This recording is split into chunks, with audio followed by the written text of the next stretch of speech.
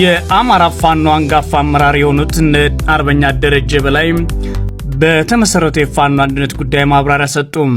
አርበኛ ደረጀ በላይና አርበኛ ሰለሞን አጣናው በፋኖ ኃይሎች አንድነት መስረታ ሂደት ሴራና ተንኮልን ያሸነፍንበትና መግባባት ያሰፈንበት ነው ሲሉ ተናግረዋል።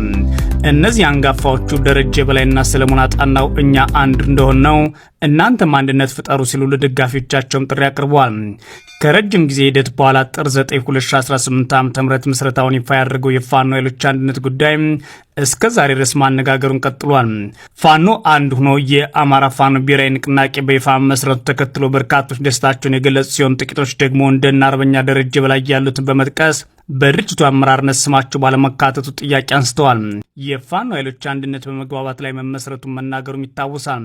በአንዳንድ የፋኖ ደጋፊዎች ዘንድ በጥያቄ ስማቸው የተነሱት አርበኛ ደረጀ በላይና አርበኛ ሰለሞን አጣናው ደግሞ በቪዲዮ ይፋዊ መግለጫቸውን ሰጥተዋል።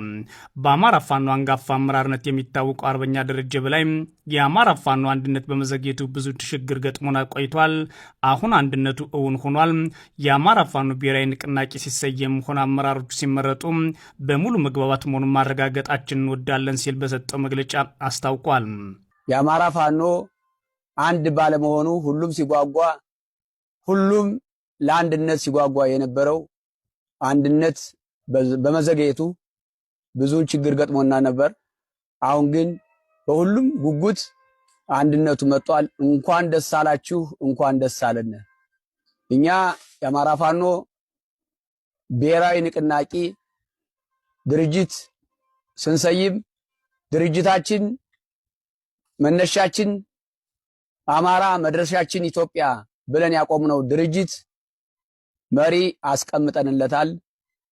መሪዎቻችን በልካቸው በልኩ በየጠቅላይ ግዛቱ በአራቱ ግዛቶች ገምግመን መርጠን ወስደን የድርጅት አመራር እንዲሆኑ አድርገን መርጠናል። በሁላችንም የተግባባ ድምጽ መርጠናቸው እንዲመሩን አስቀምጠናል። የአማራ ፋኖ ብሔራዊ ንቅናቄ አመራሮች ያለምንም ሴራና ሽኩቻ ተግባብተን መመረጣችንንም ህዝቡ ይወቅልን ያለው አርበኛ ደረጀ በላይ በአሁኑ የአንድነት ጉዞ ሴራና ተንኮል የለበትም፣ ሴራና ተንኮልን ገምግመን አልፈነዋል ሲልም ተናግሯል። ያለምንም ሽኩቻ ያለምንም ሴራ የመረጥናቸው መሆናችን ለማሳወቅ እፈልጋለሁ።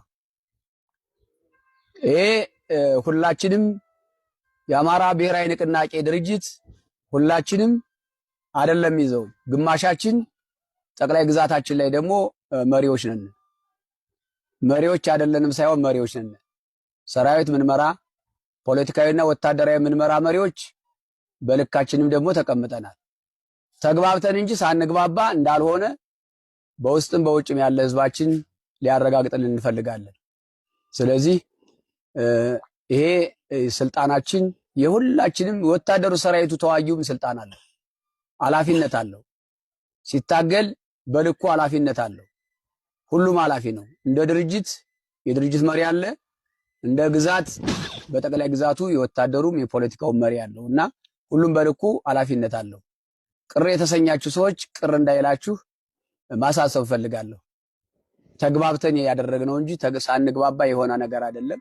ሴራ ተንኮል የለውም። ሴራ ተንኮልን ገምግመን አልፈናል። አርበኛ ደረጀ በላይ በአገር ውስጥም ሆነ በውጭ ሆናችሁ የምትደግፉን ሁሉ እኛ አንድ እንደሆን ነው፣ እናንተም በአንድነት ቆማችሁ ደግፉን ሲልም ጥሪ አቅርቧል። በእኛ ምክንያት የተለያየ አስተላልፍ የነበራችሁ በአንድነት እንድትቆሙ ጥሪ አቀርባለሁ ያለው ደረጀ በላይ እስካሁን አንድ ባለመሆናችን ለፈጠርነው ቅሬታ ይቅርታ እንጠይቃለን ሲል ተደምጧል። በእኛ የተነሳ ተለያይታችሁ ነበር። በእኛ የተነሳ እንደኛ ከሁለት ከሶስት ከአራት ሆናችሁ ነበር። አሁን ግን መልእክታችን አንድ እንድትሆኑ ነው። በአንድ ምክር በአንድ ሐሳብ እንድትደግፉን እንፈልጋለን። ድጋፋችሁ እንዳይለይ እንፈልጋለን። ውጭ ላይ ያላችሁ እንደኛ እንድትታረቁልን እንፈልጋለን። ውጭ ላይ ያለው ወገናችን በጣም ይቅርታ እንጠይቃለን። ውስጥ ላይ መሬት ላይ ላለው አታጋያችን ህዝባችንም ከፍቶታል፣ አስከፍተናል፣ አንገላትተነዋል። ይቅርታ እንጠይቃለን። ይቅርታ እየጠየቅን ትግላችን ግንባር ይመራል፣ እናሸንፋለን። አርበኛ ደረጀ በላይ አክሎም አሁን ላይ ፋኖ አንድ በመሆኑ ብልጽግና ስርጎ ያስገባቸውና በየመንገዱ ህዝብ ያማረሩትን መልክ ያስይዛል ሲል ማስታውቋል። ደረጀ በላይ የፋኖ አንድነት የኛ ያልሆኑትን ለይቶልናል ምን ያለው።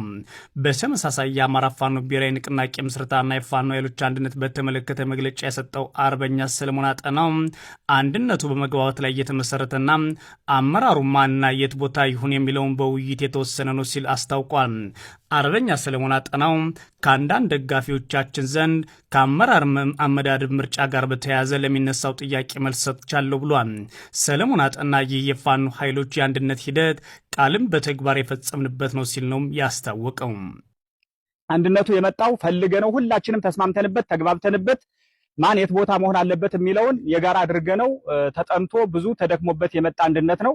አንዳንድ ደጋፊዎቻችንም ሰራዊታችንም ጭምርት እነገሌ ለምን እዚህ ቦታ ሆኑ፣ እነገሌ ለምን አልሄዱም፣ እነከሌ ለምን ዝቅ አሉ፣ ለምን ከፋሉ የሚለው ቃል በተግባር ይፈጸም ዘንድ ቃል የእምነት ዕዳ ነውና ትላንትና በሚዲያ እየወጣነ እኛ አንድነት ነው የምንፈልገው፣ እኛ አንድ ነው የምንሆነው፣ አባል ሆነን መታገል እንችላለን፣ መታገል እንፈልጋለን፣ ዋናው ነፃነትን እንጂ የምንፈልገው ስልጣን አይደለም፣ ስልጣኑ የቁጥቋጦ ስልጣን ነው እያልን ስንናገር የነበረውን ቃላችን በተግባር ለመፈጸም ይመሩና ለምንል ወንድሞቻችን ኃላፊነቱን አስረክበን እኛ ደግሞ በሚመጥነን ሰራዊቱ ጋር ሆነን እያታገልን ሙተን ይሄን ህዝብ ነፃ ማውጣት ስለሆነ አላማችን በዛ ልክ እንድትረዱና ሁላችሁም ከመበሻሸቅ ወጣችሁ ከሌላ ነገሮች ከጎጠኝነት፣ ከመንደርተኝነት፣ ከሰፈርተኝነት ወጥተን ሁላችንም ይሄን ተቋም እየደገፍነ እየመራነ በህግና በስርዓት የሚመራ ተቋም ነው። ስለዚህ የሰራ ሰው ይመሰገናል።